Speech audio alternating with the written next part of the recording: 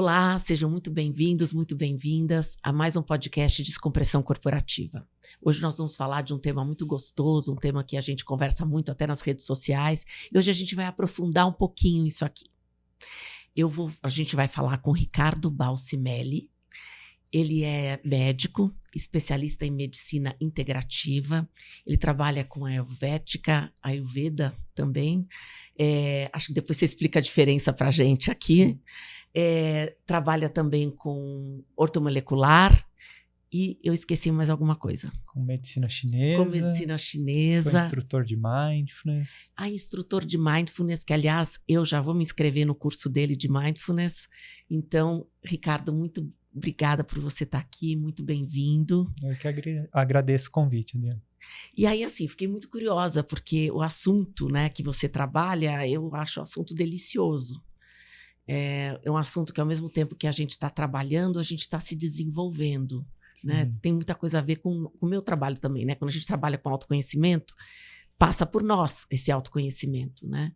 E a sua área é uma área muito complementar à minha. Uma área muito complementar quando a gente trabalha com autoconhecimento, trabalhar com foco, trabalhar com mindfulness, trabalhar com essa medicina integrativa. Como é que foi você sair da medicina tradicional e já entrar na medicina integrativa? Como foi essa trajetória? Então, Adriano, já durante a faculdade eu comecei a estudar medicina tradicional chinesa. Né? Eu comecei um curso de pós-graduação no segundo ano da faculdade. Já pode?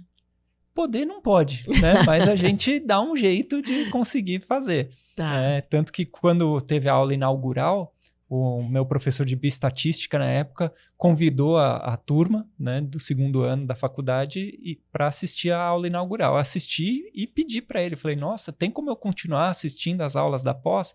Ele falou, mas rapaz, você não é nem graduado, como você quer assistir uma aula de pós? Falei, bom, mas o tema é complementar, né? Medicina chinesa, vai ser uma visão, né, uma abordagem diferente. Ele teve uns conflitos ali, mas no final ele deixou. E aí eu estudei do segundo ao sexto ano da faculdade a medicina chinesa e comecei, né? A medicina chinesa ela é uma medicina que por si já é integrativa. Então fala muito de dietoterapia, fala de fitoterapia, fala das práticas meditativas. Então, no terceiro ano da faculdade eu fiz já um treinamento de vida monástico, né? Então, tipo, um vestibular para virar monge, né? Que é um retiro de 7 dias, né? Em silêncio, com todas as práticas monásticas. Aqui no Brasil? Aqui, no Templo Zulai, em Cotia. Do lado da minha casa. Olha ali. Só. Foi o meu primeiro, então tinha uns. Então você dorme lá no Templo Zulai? Lá tem um sistema de retiro. Nossa, eu não sabia. E aí, quando eu estava no quinto, sexto ano da faculdade, começaram a abrir as residências de medicina chinesa e acupuntura. Porque a acupuntura tem toda a validação no Conselho Federal de Medicina, e aí a Unifesp, a USP, vários serviços têm. Hoje em dia, a residência eu fiz na Unifesp.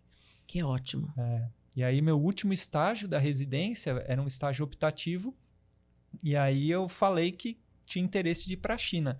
E meu professor, na época, que era o chefe da cadeira, ele falou, não vai para a China não, porque lá eles têm um sistema de mostrar a medicina chinesa para ocidentais e eles não aprofundam, é muito, muito superficial.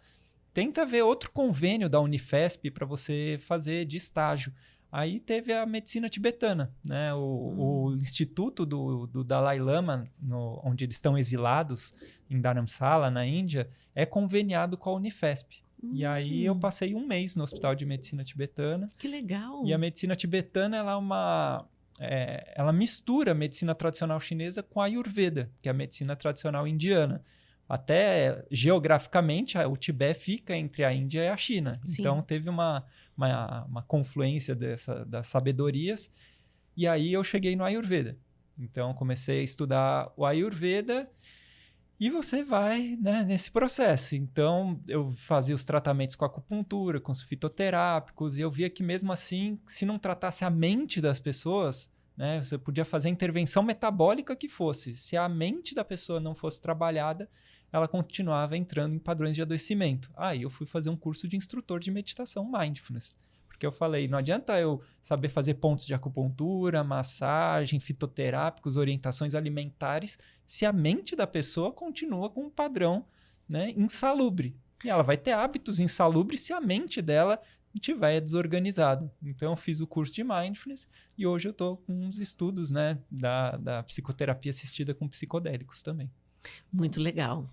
Eu acredito muito nessa medicina também atrelada aos psicodélicos, né? Sim. Eu sei que é meio controverso, mas eu gosto muito. Não tem muita controvérsia hoje em dia ainda. Porque, Já- na verdade, já tem tem muito muita- trabalho científico comprovando. Provando o bem que faz, né? Já está em processo de legalização, né, no FDA, nos Estados Unidos. Aqui também. Aqui vai demorar muito. Mas no FDA o processo está até relativamente avançado por uma empresa que chama MAPS, né? O MDMA está provavelmente em 2, 3 anos já vai estar legalizado. A psilocibina, né, também tem, por conta da USONA, né, tem estudos que estão avançados. O FDA já tem trabalhos mostrando que eles são breakthrough therapy, né? São terapias que vão passar na frente, né? Vão avançar mais rapidamente porque são para doenças que têm dificuldade de tratamento muito grande, né? Como é o caso da depressão refratária aos antidepressivos ou o transtorno de estresse pós-traumático, que nos Estados Unidos tem muitos por conta dos veteranos de guerra. É verdade. E você também tem hábitos que as pessoas perdem, como vícios, né? Pelo que eu ouvi dizer, tratamentos com cocaína, com cigarro, com bebidas, também ajuda muito. Isso. Tem estudos começando principalmente com a ibogaína, né? Que é um dos psicodélicos que vem da África. Mas é isso, eles têm muitas linhas de estudo aqui no Brasil, na USP Ribeirão, no Instituto Cérebro da Federal do Rio Grande do Norte, estão estudando a ayahuasca, né, que é o psicodélico nativo aqui do Dentro Brasil. do Brasil, sim. Então, os estudos são muito favoráveis, né? Essas substâncias hoje são consideradas um grau de risco para a saúde muito mais baixo do que a maior parte das medicações que tem nas farmácias, né? Mas eu acredito que se ela for guiada, ela tem um efeito muito melhor, Sim. né? Porque se você não entra com propósito, tipo, o que eu quero buscar nessa minha descoberta neste momento? Porque se você deixar só uma coisa solta, talvez a pessoa não chegue num objetivo que ela precisa. Exatamente. A substância em si, ela não vai fazer... Ela vai abrir um potencial terapêutico, mas é interessante, por isso que é a psicoterapia assistida com psicodélicos, né? Então, a importância dos terapeutas no processo é muito, muito importante. Sim, ou então a pessoa se colocar com objetivo. Tipo, eu quero descobrir, eu quero saber mais sobre isto. E aí vai fazer aquela viagem interna de buscar os...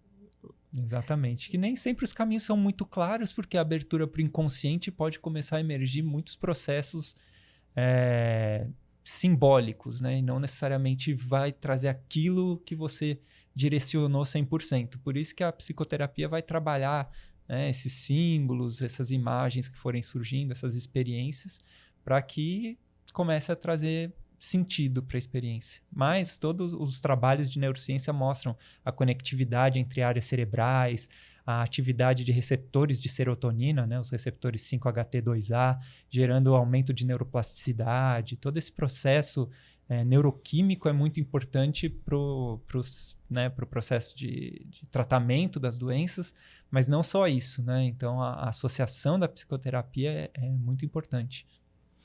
E quando você faz essa psicoterapia assistida, né, você já deve trabalhar com esse paciente? Ou é só uma sessão onde você só vai assistir naquele momento da experiência? Hoje eu não trabalho, né, na verdade estão em estudos, né, eu estou na formação, ainda que tenha essa previsão de acabar esse ano, ainda em 2023, mas é tudo ainda trabalhos científicos, né? Então, são poucas as clínicas, poucos institutos que têm liberação pela Anvisa para ter esse trabalho. Muito legal. Agora, conta um pouquinho para a gente, né, essa questão da motivação que você teve para já entrar numa questão integrativa. Porque, assim, normalmente o médico ele é cético. Né? E você já entrou numa área que é uma área que mistura, eu acho que até um lado de espiritualidade também. porque você está trabalhando com isso, já está pensando num ser humano como um todo, em todos os níveis. Então, tem alguma coisa que é tua, que é um insight teu, que é um turning point, qualquer coisa assim? Ou você já veio isso de adolescência? Como é que foi isso? Na verdade, eu sempre fui muito cético. Eu me considero muito cético mesmo nessas áreas. Mas você não levar em consideração a complexidade do ser humano é ser muito ignorante, né? Então, na verdade, eu sempre vou desbravar essas outras áreas, mas com um olhar muito cético. Eu já tive fases em que eu olhava e me deslumbrava, né, com algumas coisas, mas eu sempre tenho um olhar, então, a acupuntura, né, você coloca em pontos de energia. Tá, mas o que é essa energia? O que é um ponto de acupuntura? Um ponto de acupuntura é um ponto que é muito rico em terminações nervosas livres, em que você coloca a agulha, vai gerar uma deflagração. Então você vai gerar um estímulo no nervo, e o ponto de acupuntura é um ponto diferente dos outros pontos, porque tem mais terminações nervosas. Então eu gosto muito de associar esse entendimento. Poxa, se mobiliza a energia, o que hoje, como neurociência, a gente consegue entender como energia? É deflagrar um estímulo elétrico na pele através dos receptores dos neurônios. Então, eu sempre tenho um olhar muito cético para tentar, né, mas naquela época que eles criaram isso, não existia neurociência para provar essas coisas. Então, é incrível como eles chegaram nessa questão sem a tecnologia que a gente tem hoje para saber. Exato, mas aí foram estudos que levaram a muitos, né, milênios. O que acontece hoje é que como foi entrando meio que num modismo as práticas integrativas, a gente tem que fazer uma boa separação do que é uma prática tradicional, que tem milhares de anos e que ainda não tem comprovação científica, mas que tem um grande potencial, porque talvez nós não tenhamos a tecnologia necessária para validar, né, essa ferramenta terapêutica, de linhas que são novas, né? Então, coisas New Age, assim, que você olha, até pode parecer que tem fundamento, mas que não tem fundamento, e quando você testa, realmente não funciona. Então, fazer essa seleção, fazer essa seleta que é muito importante, ao meu ver. Então, eu uso muito as medicinas tradicionais, eu valido muito elas pelo caminho, né, delas de terem milênios, né? Gosto muito também de estudar fitoterapia brasileira, então já fiz trabalho voluntário no Xingu, já fui para a Amazônia para, né, me conectar com essas populações tradicionais que fazem o uso dessas plantas e, assim, quando possível, fazer a associação do o que essa planta tem. Vamos levar para o laboratório, vamos entender o mecanismo de ação dessas plantas. Então, eu gosto muito dessa integração, mas, assim, realmente, desde adolescente eu já tenho esse interesse por um aspecto mais profundo do ser humano, essa complexidade do ser humano. E é algo que na faculdade de medicina é muito raso, né? Então, quando eu falava com os meus professores no 5º, no 6º ano, que eu estava definindo esse desejo por fazer a residência de acupuntura, a maior parte deles me criticava ou falava, não, primeiro faça clínica médica ou faça anestesia para você conseguir usar a acupuntura como uma ferramenta. Eu falava, mas não, acho que, poxa, eu vou fazer residência de anestesia, ficar 3 anos da minha vida num centro cirúrgico para depois nunca mais pisar no centro cirúrgico. O que eu vou fazer lá? Então, para mim, foi um processo assim de falar, não, isso é uma coisa que eu gosto, acredito que vai ter público para eu atender e conseguir trabalhar com isso. E hoje, graças a Deus, deu tudo certo. Mas, na verdade, teve muita resistência. Família, os médicos, né, com que eu me relacionava no trabalho, ali na faculdade, todos eram contra, falavam assim, não, faça acupuntura depois, como se fosse um apêndice do seu trabalho. Faça uma carreira médica dentro de uma especialidade médica tradicional. Porque é mais comum, na verdade, ao invés do médico fazer a integração, ele vai fazer a especialização. Então, você tem o cara que é especializado no joelho. Você tem... você foi um caminho bem... Por isso que eu te perguntei, o que aconteceu? Porque as escolhas nossas, elas são, obviamente, uma consequência do que nós somos. Sim. Então, o mundo é um espelho meu, né? Então, eu tinha, assim, até dentro dessa abordagem, falaram, porque quase que eu fiz medicina de família, porque hoje o que eu faço é bem parecido com o que um médico de família faz. Eu atendo o que a gente fala de parto a infarto, né? Então, no meu consultório eu recebo, por vezes, gestantes para fazer indução de parto com acupuntura, como atendo idosos, atendo jovens, né, desde questões de ansiedade, doenças autoimunes, problemas digestivos. Então, eu recebo uma gama muito grande de pacientes e com queixas muito diferentes, que é mais próximo do que a medicina de família faz. Mas eu decidi, mesmo para a parte da medicina tradicional chinesa, que eu entendia que eu ia ganhar muito mais ferramentas terapêuticas do que dentro da medicina de família, que é a base do tratamento ainda só com a alopatia, né? Quando você falou eu vou voltar um pouquinho à questão da acupuntura, né? Uhum. Quer dizer, quando você dá um estímulo em determinados locais que é mais irrigado, né? Vamos dizer assim. E aí ele passa esse estímulo que causa energia e ele estimula os neurônios. E aí estes pontos, na medida que ele estimula o neurônio, ele vai curar a parte específica que está ali. Por exemplo, sei lá, aqui tem os pontos aqui também tem de fígado, tem de tudo, né? No corpo, aqui na orelha, mas tem em outros lugares do corpo também. Então, como é que funciona isso, assim, se você puder desvendar o que está por trás dessa questão? Talvez muitos devem conhecer, mas acho que é legal para quem não conhece. A acupuntura ela vai ter diversos tipos de ação. Tem tanto a ação local, pela liberação de algumas substâncias, como peptídeo vasointestinal, peptídeo relacionado ao gene de calcitonina. Então, você tem várias substâncias locais onde você aplica a agulha. Então, por exemplo, para tratamento de feridas, né, para tratamento de tendinites, pontos que você aplica no local ou próximo ao local pela liberação local de substâncias do agulhamento. Tem uma parte que é o efeito segmentar. Então, por exemplo, se a paciente tem uma dor na altura da vértebra L1 ou no segmento nervoso da região lombar 1, que o nervo sai da lombar 1, por exemplo, e irradia pela perna. Se você fizer pontos específicos nessa região, você vai conseguir bloquear a dor nesse segmento da coluna. Então tem essa ação local, segmentar, e a extra-segmentar, que você vai ter ação em reflexo, por exemplo, para um tratamento de dor de estômago. Você faz pontos em que vão gerar um arco reflexo, né, uma resposta neurológica para a redução do espasmo da víscera. Então tem essa outra função reflexa, e tem uma outra forma que é o estímulo que vai gerar no cérebro, em áreas cerebrais, que podem ter a representação da atividade de algum órgão ou víscera, ou para gerar uma analgesia, né, diminuição da dor do órgão da víscera, e também uma ação em fáscias, na vascularização, no processo nervoso das estruturas. Se a gente for entender, o nosso corpo todo ele vai ter, basicamente, todas as células recebem estímulo neurológico, tem um estímulo facial, né, e o estímulo vascular, né? E com isso, a acupuntura consegue agir nos três. Como ela consegue aumentar ou diminuir a vascularização através dessa liberação de peptídeos, estimulação nervosa, e a estimulação da fáscia quando a gente faz a aplicação em pontos musculares.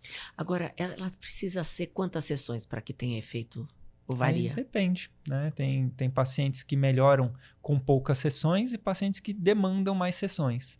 Isso, entendendo essa complexidade do ser humano, vai depender, por exemplo, do status inflamatório e oxidativo do paciente. E isso vai depender do quê? Da alimentação, do nível de estresse, do quanto ele consegue gerenciar estresse. Então, todo estilo de vida vai gerar um impacto para que a pessoa melhore com uma agulha, com uma sessão, ou que vai demandar muitas sessões, ou talvez se tornar um paciente crônico de acupuntura e vai ter dificuldade de ter alta. Por quê? Porque os hábitos de vida, né? Um paciente sedentário, com uma alimentação ruim, com alto nível de estresse, dificilmente ele vai achar uma cura para o processo dele através da acupuntura, porque ele não vai estar tratando a causa, né? Entendi. Tanto que foi um dos estímulos para eu estudar, além da acupuntura, esse ponto de que O paciente vinha muitas vezes para o ambulatório de acupuntura, a gente fazia sessões de acupuntura, na outra semana ele voltava e falava, nossa, eu fiquei ótimo por 3, 4 dias e o problema começou a voltar.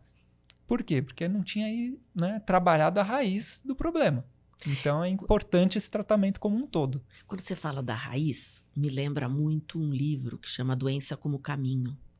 Não sei se você já deve ter ouvido falar, que é de um alemão, esqueci o nome dele aqui agora, mas onde você tem uma correlação, né, nesse livro, eu adorei ele, porque ele tem uma correlação entre, na verdade, por exemplo, um sintoma como raiva, na verdade é a raiva em si, né, não sintoma, e ela acaba afetando o fígado, por exemplo. Então as pessoas que têm uma questão no fígado, porque elas têm muita raiva. Então tem uma correlação disso que eu sei que a medicina chinesa, eu não sei se a tibetana também tem, mas que fala destas questões. Então, se você puder contar um pouquinho desta correlação, que eu acho que faz todo sentido, por exemplo, quando a gente trabalha com autoconhecimento, a gente vai perceber esses padrões. Então, alguém que é muito mais perfeccionista, mais raivoso, alguém que é uma pessoa que tem mais dificuldade de concentração, ou então uma pessoa que tem mais mágoas. E isso quer dizer, não é aleatório. O que eu vejo não é aleatório a escolha de órgãos ou de partes do corpo que são afetadas, que isso tem uma correlação com o modus operandi daquela pessoa e provavelmente isso precisa ser descoberto com autoconhecimento para que isso fique. Porque quando chega lá para você cuidar, ele já está somatizado, né? Se você puder contar isso, que é uma... Sim. Esse foi um dos pontos que mais me fascinou a medicina tradicional chinesa, porque, como você falou, para a medicina chinesa, a raiva afeta o fígado, a tristeza, o pulmão, o medo, os rins. E se você for investigar, para a medicina moderna, tudo é estresse. Se você está triste, é estresse, raiva é estresse, preocupação é estresse, medo é estresse. E para a medicina moderna, tudo isso vai gerar aumento de cortisol, de adrenalina, de catecolaminas, que aumenta a pressão arterial e aumenta... né, a liberação de cortisol vai gerar uma alteração da atividade imunológica e vai ter toda essa cascata, vai mas abaixar, e que não muda de acordo com as emoções. Já a medicina chinesa ela vai numa precisão muito maior, né, falando qual é a reação metabólica frente às diferentes emoções. Então, se você olhar, por exemplo, uma criança, quando ela sofre um medo muito grande, ela urina. Então, os chineses, olha, medo... né? Talvez rins, sistema urinário, e a raiva, a pessoa fica vermelha e quente, então pode ser uma doença do fogo, né? Eles começam a fazer todo esse processo de observação que é muito mais profundo do ser humano. Então, você ter esse tipo de abordagem muito mais gera um resultado através do uso de fitoterápicos, da alimentação, de práticas meditativas específicas, da acupuntura. Você vai ter um resultado muito melhor no tratamento do que você só prescrever antidepressivo e psicoterapia. Porque na verdade você se conhecer e saber qual é a emoção que é predominante em você, né? Porque isso não é para somatizar, ela não é de uma vez só. Ela tem uma frequência que se repete, né? Então, ela é consistente e repetitiva. Então, eu preciso, através do autoconhecimento, identificar qual é essa emoção. E eu percebo que as pessoas têm dificuldade de nominar a emoção. Né? Então, às vezes, elas não sabem o que elas estão sentindo. Hoje eu estava numa reunião na clínica e uma das pessoas... ela perguntou assim, poxa, mas como que a gente vai falar do processo meditativo? Eu falei, a meditação é um estado da consciência. Ela, mas como eu sei que eu estou meditando? Eu falei, do mesmo jeito que você sabe quando você está com raiva. Aí ela ficou meio confusa e eu falei, é difícil, porque você precisa passar pela experiência. E, da mesma forma, a gente vive numa sociedade que não dá valor para você ter essa autoobservação e fazer esse discernimento de qual tipo de emoção você está passando agora, qual tipo de necessidade que você tem. Então, tem um livro que eu gosto bastante, do Marshall Rosenberg, Comunicação Não Violenta, que fala muito disso. Busque observar quais são suas emoções, quais são suas necessidades, para conseguir expressar e comunicar para o outro. Porque a gente muitas vezes é levado por um impulso e tem, né, um impulso de raiva e critica outra pessoa, sendo que a gente não conseguiu observar que, na verdade, você ficou com raiva da pessoa porque não nutriu, né? Não supriu as suas necessidades. Mas até aí a sua mente já embolou, entrou num fluxo tão intenso que você não entrou em contato com isso. Então, essa capacidade de observação e discernimento é muito importante. Quando a gente tem um dos testes que a gente usa é de inteligência emocional. E um dos aspectos que tem é a autoconsciência. Quer dizer, como que eu sei o que está acontecendo comigo, com as minhas emoções? Outro aspecto que eu acho que pega bastante é teste de realidade. Quer dizer, o quanto que eu consigo enxergar a realidade como ela é. Que é o que você está falando. Que é, eu consigo ver o que está acontecendo, o que está afetando a mim. Porque o outro não é obrigado a estar lá para me satisfazer. Isso não é uma função do outro. Então, eu não posso jogar a minha raiva no outro porque você não me deu o que eu queria que você me desse. Aí fica um lado mais até narcísico, infantilizado, do que um de um adulto. De um adulto, ele vai saber, olha, o Ricardo não tem obrigação de me dar isso. Se ele me der, bacana, eu posso até pedir com uma forma aí não violenta de comunicação, mas eu não é uma obrigação daquela pessoa me dar. É que a gente tem uma expectativa que determinadas relações íntimas, ou até familiares, ou até de expectativas de amigos, enfim, né, de relações mais próximas, que a pessoa tem obrigação de nos dar. E ela não tem obrigação de nos dar. Ela tem obrigação de ser, talvez, respeitosa, ser ética com a gente, ser honesta, etc. Mas ela não tem obrigação de dar algumas coisas que a gente precisa. Só que eu preciso também ter clareza do que eu preciso, ter autoconsciência do que eu preciso, que é o que você tá colocando. Como é que é na prática a questão da medicina tibetana, por exemplo, e da chinesa? Como que é? Você faz uma anamnese? Como funciona? Geralmente o paciente chega com uma queixa, eu esmiuço essa queixa buscando, né, a temporalidade, quando que começou, as características, os fatores desencadeantes, fatores de melhora, de piora. Então, faço uma anamnese bem completa, tanto da queixa específica quanto dos outros sistemas. Então, mesmo a pessoa falando de ansiedade, eu vou investigar queixas digestivas, respiratórias, urinárias, porque dentro dessa visão dessas medicinas orientais é um sistema todo integrado, né? E você precisa entender qual o caminho que esse processo de adoecimento tá pegando, porque você precisa tratar como um todo. Se você deixar uma parte descoberta, ela pode ser um fator, né, principalmente se ela for a causa, ela vai ser um fator em que vai levar, pode ter melhorado uma coisa, mas vai piorar outra. Então, por exemplo, ficou complexo aqui, né? Então, a pessoa ela tem depressão.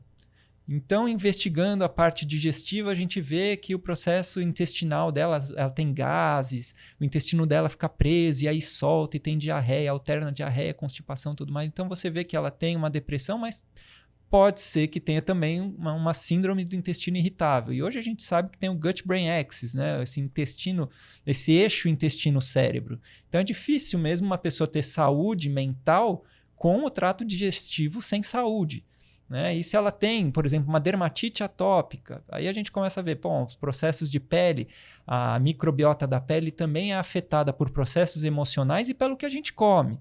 Então, eu vou rastreando todos os queixas, sinais e sintomas desse paciente, buscando entender onde é a raiz e buscando fazer o tratamento de forma completa, né? Então, tratar o intestino, né, com suplementos, com plantas medicinais, tratar a mente também com plantas medicinais e orientações de meditação, às vezes acupuntura e o problema de pele com, às vezes, algum produto tópico ali, algum óleo essencial, com algum tipo de óleo, alguma coisa desse tipo, e fazer, então, esse tratamento como um todo, né? E aí sim você entende que o corpo vai entrar num sistema de harmonia, de equilíbrio. Se você for fazer, né, um tratamento de estudo separado, a chance de dar certo do corpo entrar no estado de equilíbrio e saúde de verdade é muito difícil. Muito legal. Isso é por isso, e tem tudo a ver com o que você falou de fitoterápicos, né, também, porque na verdade a solução também passa por aí. Sim, porque as plantas medicinais elas são muito importantes dentro desses tratamentos, porque elas vão fornecer equilíbrio para essa microbiota do trato digestivo, ela ajuda oferecendo substâncias que são anti-inflamatórias, antioxidantes, que vão ajudar no equilíbrio bioquímico mesmo do corpo e, por vezes, oferecer também uma atividade, por exemplo, adaptógena. Então, tem plantas medicinais que ajudam a adaptar a pessoa à situação de estresse. Ela vai equilibrar as ondas de cortisol, Com isso também gerando regulação do sistema imunológico, melhorando quadros de insônia. Então, se a gente quer um tratamento bem para buscar um equilíbrio total do paciente, plantas medicinais com todas essas funções são essenciais. Por exemplo, eu tomei da Veleda, agora Ansiodorum pode ser. Mas assim, eu não acho que fez efeito. Então, é assim, ou é muito leve, não sei. E aí, assim, quando eu vou a algum médico, eu falo, o que você está tomando? Falo isso. Eles falam, tá bom, então pode continuar. Tipo assim, é uma balinha, vai. Tipo, não conta. Sim. Você quer tomar, você acredita, toma. Mas, mais ou menos isso. Como é que você vê isso? Eu vejo que, por exemplo, nesse caso, né, o Ansiodorum realmente ele tem uma potência mais baixa, né? Tanto que ele é vendido sem receita, né? Então, dentro da fitoterapia, a gente vai ter plantas em diferentes formas. Você pode tanto encontrar na forma de chá, a forma da planta em pó, o extrato seco, e isso vai alterar as concentrações que tem dos fitoquímicos. Então, você vai conseguir mais fitoquímicos com plantas, principalmente em extrato seco, né? E aí na quantidade adequada, que geralmente não vai ser essa que você vai encontrar pronto para comprar na gôndola da farmácia. Que é realmente, então, bem leve. É bem mais leve. Na verdade, tinha que tomar um potinho daquele por dia. Aí o que acontece? Por exemplo, o Dorum, ele tem lactose, né? Você tomar um pote e tiver intolerância à lactose, você vai ter diarreia. Então, só. É importante ter essa consciência. Às vezes não é também a quantidade, né? Você vai ter que ver a potência realmente do quanto precisa da concentração de fitoquímico, que muitas vezes mesmo por exemplo, desse da Veleda, ele é dinamizado, né? Não é uma planta num extrato seco. Então, a quantidade de princípio ativo realmente é bem reduzido no Ansiodorum, né? Então, tem toda essa questão de como é preparado farmacologicamente, né? As medicações, para que elas não tenham efeitos colaterais mesmo ingerindo em grande quantidade, mas que mesmo em grande quantidade, por vezes não vai ter o efeito terapêutico quanto se fosse num extrato seco, padronizado, com uma quantidade, uma concentração de fitoquímicos mais alta. E aí assim vai para os outros também, Stress-Dorum e tudo Dorum. Exatamente. Então, esses produtos que geralmente você encontra... É mais um chazinho, né? Tipo um chá de camomila, assim. Exato. Então, a diferença de um chá de camomila para um extrato de camomila, extrato seco na cápsula, já é mais diferente, né? Tem essa diferença de concentração de princípios ativos e o tipo do princípio ativo, né? Então, tem princípios ativos que vão ter potências maiores, né, do que outros. Então, a escolha da planta medicinal é muito importante. Tanto que tem algumas plantas que são restritas à prescrição médica, né, a partir de determinada concentração. Por exemplo, a valeriana, ela tem um efeito mais potente, tanto que é restrito à prescrição médica mesmo. A prescrição do extrato seco padronizado mais concentrada.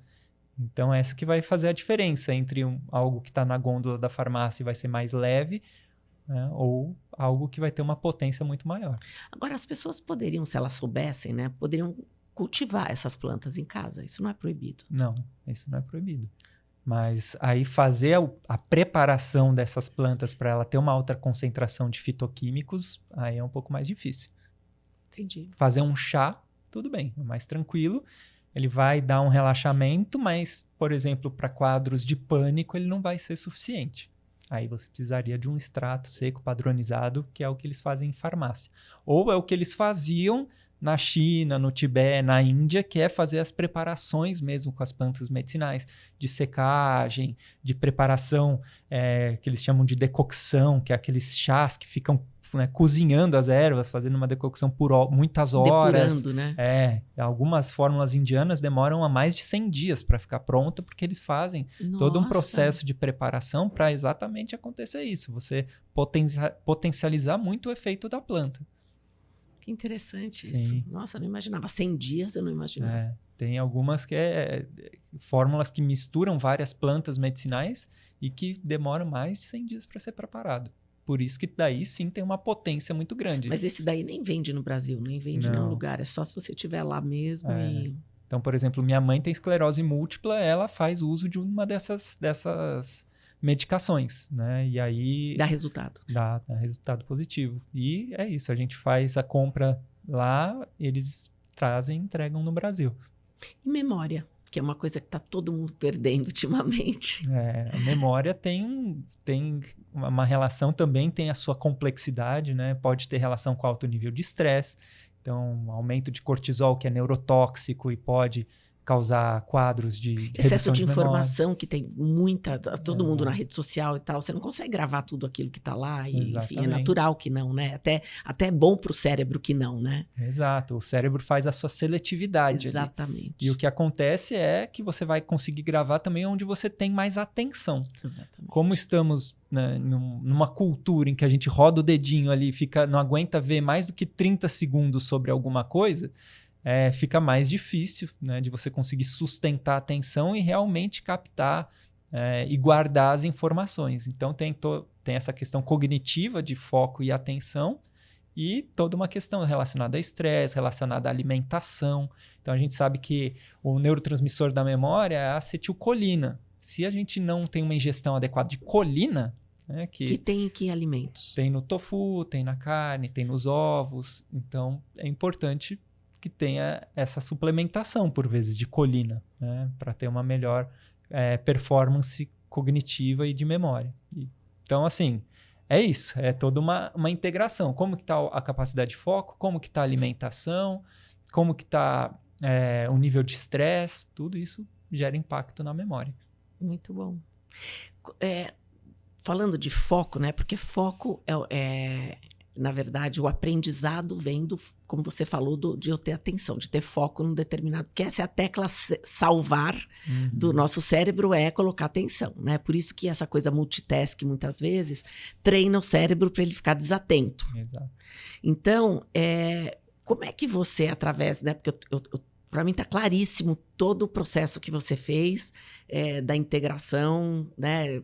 Desde a acupuntura, da questão da medicina, dos fitoterápicos, da própria mindfulness, ele está todo integrado. Na verdade, é um todo que se complementa. Sim. Então, quando você está atendendo, você, obviamente, deve sugerir o mindfulness, né? A meditação. Como é que é esse processo que você...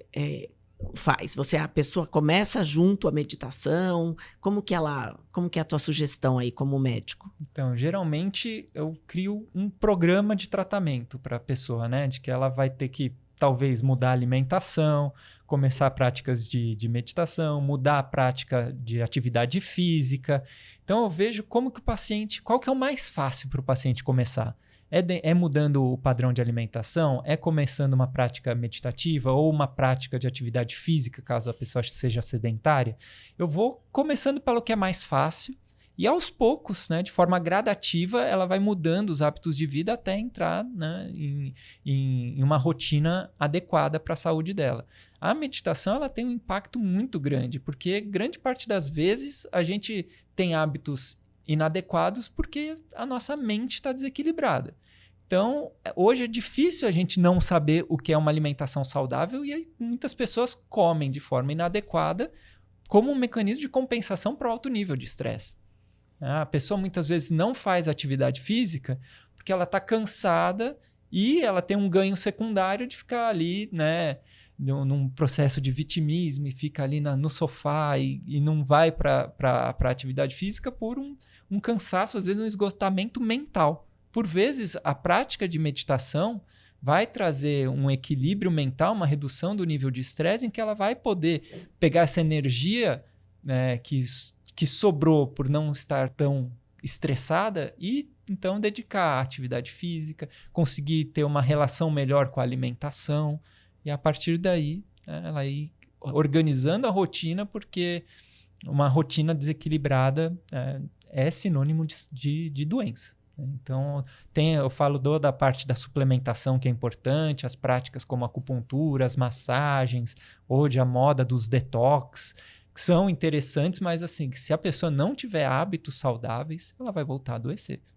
E como é que é eu ia falar fome intermitente, é o Jejum intermitente, fome intermitente. Eu já viu que eu já penso que vai passar fome. Mas você acha saudável? Então, depende para qual constituição física, né, e para qual metabolismo, né? Então, por exemplo, para um atleta de alta performance, se ele fizer jejum, ele vai acabar se lesionando, tendo prejuízos. Mas hoje, como a maior parte da nossa população fica na frente do computador e faz pouca atividade física, por vezes o jejum para esse tipo de pessoa é adequado, né? Ou pessoas que, por exemplo, têm um perfil de ganhar peso com facilidade, né? Dentro do Ayurveda eles chamam de uma constituição kapha, uma pessoa que tem uma maior porcentagem de gordura corporal, aquela pessoa que vê um alface e já engorda. Essa pessoa geralmente vai ter um benefício com o jejum intermitente, diferente das outras pessoas que, por exemplo, passam um pouco de estresse e já perdem peso com facilidade, né? Então, o jejum intermitente traz benefícios, mas para alguns padrões de metabolismo. Outros vão ter prejuízo com a prática. Por exemplo, eu não tenho fome de manhã. Todo mundo fala que a principal refeição é o café da manhã. E eu não tenho fome de manhã. Não tenho. Se eu for ter fome, é quase 11 da manhã. Então, para mim, eu faço a vida inteira, se for falar assim, um quase jejum intermitente, porque no mínimo 14 horas eu acabo fazendo isso, porque se eu não tomo café da manhã. Então, eu não sei se faz mal, mas enfim. Tem pessoas como eu, porque eu conheço várias pessoas que não têm fome de manhã. Como tem pessoas que acordam famintas. Por isso que é esse olhar individualizado. Hoje fala-se da medicina baseada em evidência, mas eu falo que muitas vezes é uma medicina baseada em boiada, né? Que é colocar todas as pessoas e criar um padrão de saúde para todas as pessoas. Eu falo que assim como a meditação antes era mal vista pela ciência, a acupuntura era mal vista, porque na verdade a gente não tinha tecnologia suficiente para comprovar essas técnicas, eu vejo que hoje a medicina baseada em evidência, daqui 50 anos as pessoas vão dar risada dela, porque na verdade vai ser uma medicina muito mais personalizada, utilizando testes genéticos.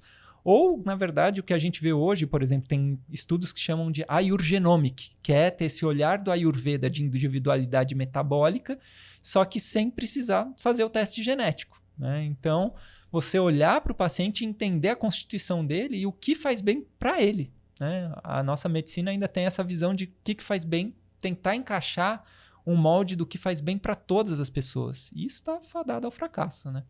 Mas a Ayurvédica ou Ayurveda? O Ayurveda. Ayurveda. Ela tem lá o Kapha, Pitta e Vata. Mas aí são 3 tipos. Na verdade, são 7. São 7. Porque tem a combinação entre eles. Na verdade, todos nós temos os 3 no corpo em diferentes proporções. Então, na verdade, não são nem 7, são infinitos. Porque todos têm os 3 em diferentes proporções. E eles vão mudar a sua quantidade no corpo, porque eles são humores metabólicos, de acordo com o estilo de vida e de acordo com o meio onde estamos, né? Então, na verdade, é buscar o equilíbrio desses humores no corpo de acordo com o ambiente, com a estação do ano até mesmo, e com a nossa rotina de vida. E como é que você identifica isso nas pessoas? De acordo com a avaliação na anamnese, né? Através dos questionamentos. Dos questionamentos. Então, por exemplo, né? Você deu esse exemplo de não tenho fome de manhã. Isso é um padrão que a gente vai avaliar se é constitucional seu, que geralmente as pessoas que têm menos fome, que tem pessoas que comem uma vez por dia e ficam bem. Essas geralmente têm uma capacidade digestiva um pouco mais baixa. Por quê? Porque elas não têm fome. Não, eu tenho fome. Sim. Então, as pessoas que, por exemplo, comem uma vez por dia, se sentem bem e não perdem peso, elas são pessoas que têm uma grande constituição de matéria no corpo, né? E se elas não perdem matéria com facilidade, de acordo com a Ayurveda, é a pessoa que tem, né, essa constituição de kapha, que a gente fala, que tem uma constituição maior, mais estável, de mais tecido.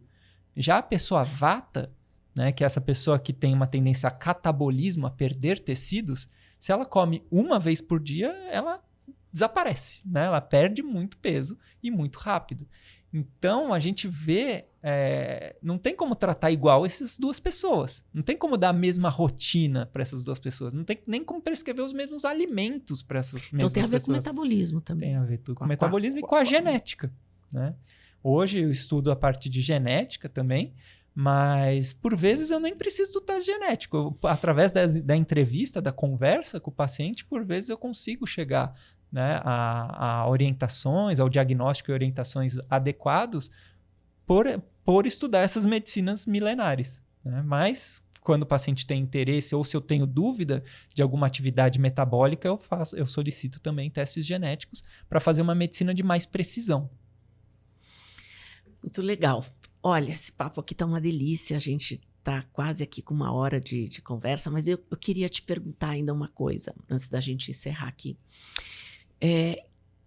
Tudo bem, as pessoas podem ir lá e fazer o tratamento e tal, mas para as pessoas que estão nos ouvindo, assim, que dica que você poderia dar para elas que estão em casa ou que estão no trabalho e que de qualidade de vida, né? Eu sei que todo mundo fala muito sobre isso e tem muitos modismos, né? Que deixam as pessoas meio perdidas, né? Então, 1 hora pode ovo, outra hora não pode ovo, 1 hora é para fazer jejum intermitente, outra hora não pode. Então, tem muitas informações que até tem piadas disso, né? De que bacon é bom, bacon é ruim, ovo é bom, ovo é ruim, manteiga, não, margarina. Então, é tanta coisa que como é que as pessoas, para elas ficarem menos perdidas, né? O que você dá de dica aqui para as pessoas? Eu uso esse conhecimento milenar, porque ele já foi testado e revisado milhares de vezes, né? Diferente da nossa medicina, que tem 200 anos, por isso que ela ainda dá umas derrapadas. Porque por horas ela acha que faz bem, hora que faz mal, porque ela está testando a mesma substância há 40, 50 anos. Então, eu uso como base para algumas coisas as medicinas orientais. E de dica, eu acho que é o estilo de vida, né? Então, assim, sedentarismo só vai trazer doença independente da constituição da pessoa, metabólica, genética. Então, assim, atividade física, práticas de gerenciamento de estresse, então a prática de meditação, yoga, né? Essas práticas contemplativas, melhorar as relações interpessoais, né? Então, buscar essas técnicas de melhorar formas de autoobservação e de comunicação, contato com a natureza. Já tem muitos trabalhos científicos mostrando benefícios de imersão em locais com mais natureza. As práticas de desenvolvimento espiritual, né? Então já tem também estudos mostrando que fé, prática espiritual traz muito benefício. E talvez essa questão, né, da alimentação, você ter muita autoobservação de quando você come um alimento, como que fica o seu corpo, né? Digere bem, não digere, tem sintomas digestivos, incha, não incha, né? O ideal seria, né, um acompanhamento médico, às vezes fazer testes de intolerância alimentar. O ideal é você tentar o máximo de precisão possível para saber o que te faz bem ou não. Mas, por vezes, uma autoobservação já ajuda a mostrar um pouco dos caminhos mais adequados. Então, o foco é principalmente no estilo de vida, né? E aí eu vou fazer aquela pergunta chata, né? Que e bebida? A bebida, o álcool era utilizado como medicação, né, nas medicinas tanto chinesa, ayurvédica, tibetana, só que uma quantidade muito pequena. Mas ele era usado para que situações? O vinho, por exemplo, ele aumenta a capacidade digestiva. Por isso que as pessoas, quando bebem, começam a ter fome, né? Então, para aumentar a capacidade digestiva, o álcool é utilizado. Mas qual que é a dose indicada de álcool? Por vezes, 1 colher de sopa. Nossa! Antes da refeição. Menos do que uma taça. Então, assim, álcool realmente é uma substância que a gente sabe que tem um alto potencial tóxico mesmo. É bem difícil buscar um equilíbrio ali dentro do álcool. Eu não sou radical, tem alguns colegas que até me criticam, mas eu falo assim, busque, né, consumir o mínimo que você conseguir, ter uma relação, assim como eu falo com a comida. As pessoas falam, nossa, mas você não sai da linha. Eu falo, não, gente, eu saio, adoro sorvete. Então, assim, é uma coisa que eu me permito, mas eu falo que a saúde é muito parecida com a conta bancária. Eu falo assim, você tá no azul? Você tá podendo? Se você tá podendo, você pode ir no shopping e pode gastar.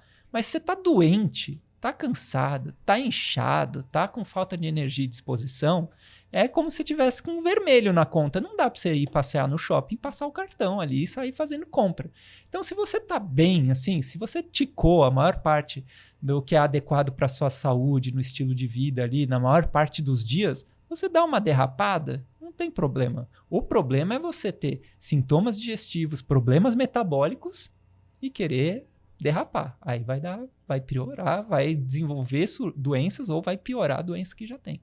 Muito legal. Adorei. Muito obrigada. Foi uma delícia aprender com você. Aprendi muita coisa e vou fazer os seus cursos. Valeu, querida. Muito obrigado. Então, gente, muito obrigada de vocês acompanharem o nosso bate-papo até aqui. Espero vocês no próximo podcast Descompressão Corporativa. Até lá.